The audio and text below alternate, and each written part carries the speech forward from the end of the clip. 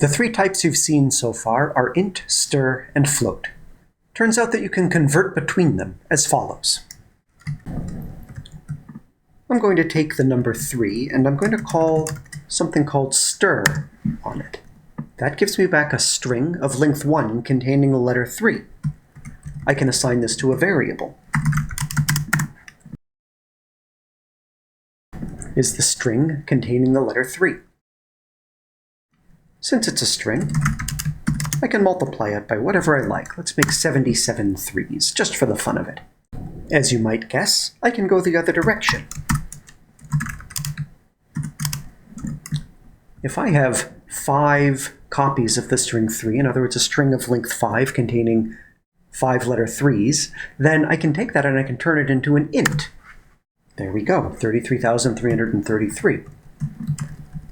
I can even use the result of that and convert it back to a string, giving me what I would have gotten if I had just multiplied 3 by 5.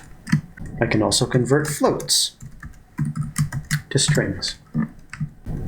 If I use int on a string containing several digits, then I can get back that integer by extracting that value from the string.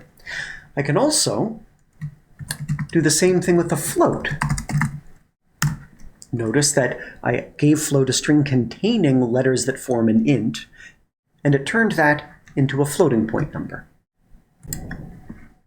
I have to be a little bit careful.